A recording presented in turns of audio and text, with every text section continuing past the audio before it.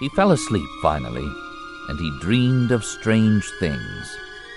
The dreams shifted and changed without warning, and took on different storylines and meanings as they did so. He was several things in the course of his dreams.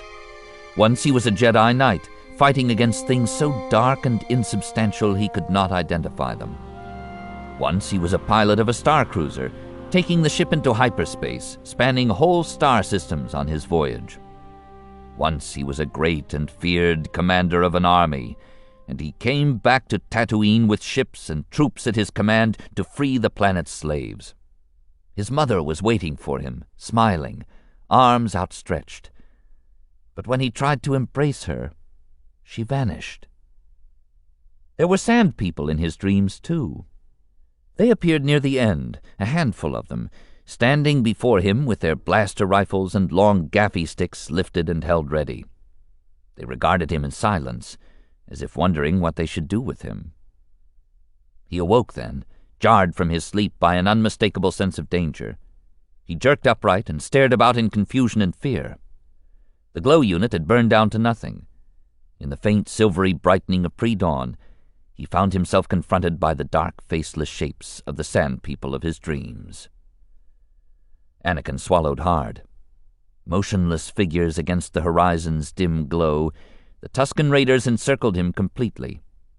The boy thought to break and run, but realized at once how foolish that would be. He was helpless. All he could do was wait and see what they intended. A guttural muttering rose from their midst, and heads turned to look. Through a gap in the ranks, Anakin could just make out a figure being lifted and carried away. It was the raider he had rescued, speaking to his people. The other raiders hesitated, then slowly backed away. In seconds, they were gone. Sunlight began to crest the dark bulk of the Mospic, and C-3PO was speaking to him in a rush of words that tumbled over one another, the skeletal metal arms jerking this way and that.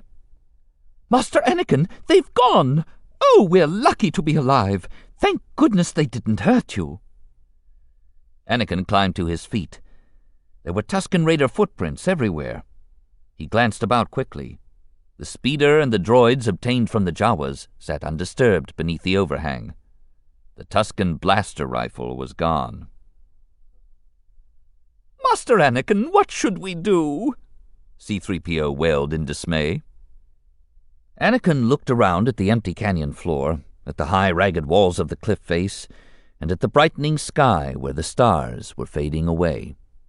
He listened to the deep silence and felt impossibly alone and vulnerable. "We should go home," he whispered, and moved swiftly to make it happen.